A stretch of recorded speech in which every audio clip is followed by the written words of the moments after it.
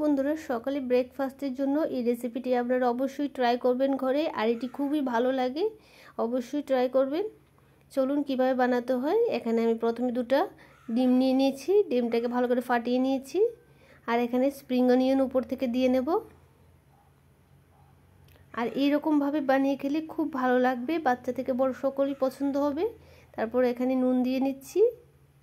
নুনটাকে দিয়ে ভালো করে একটু মিক্স করে নেব।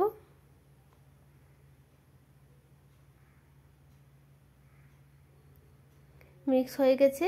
এখন অপর সাইডে আমি একটা কড়াই বসিয়ে নেব।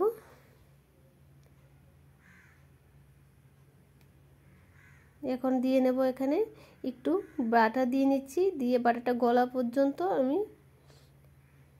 গলে গেছে বাটারটা, একটু নেড়ে চেড়ে নিচ্ছি।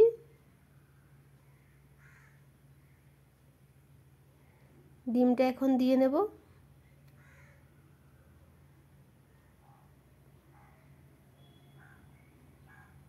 দিয়ে নিয়েছি। এখন একটু কিছুক্ষণের জন্য রেখে দেব।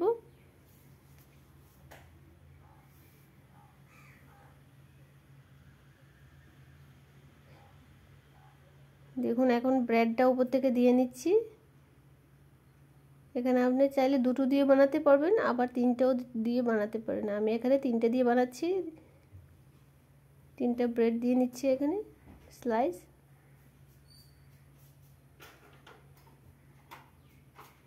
এখন কেটে নেব। খুব সহজেই এই রেসিপিটি বানানো যায়, আর আপনারা অবশ্যই ঘরে বানিয়ে খাবেন। দেখুন কীভাবে কেটে নিচ্ছি, মাঝখান থেকে কেটে উল্টে দেব।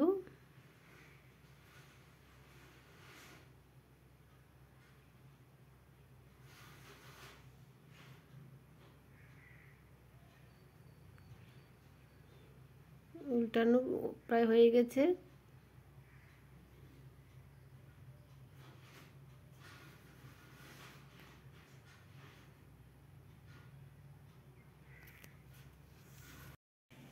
এখন নামিয়ে নেব। নামিয়ে এখন উপর থেকে একটু সস লাগিয়ে নেব। সস লাগিয়ে আপনারা চাইলে মায়োনিজ বা টমেটো সসও লাগিয়ে নিতে পারেন।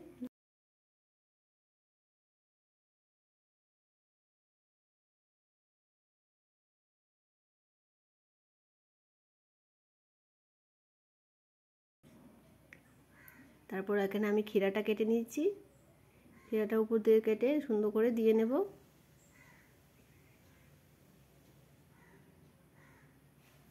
কিচ্ছু লাগবে না, সাধারণ ক্ষীরা হলেও চলবে,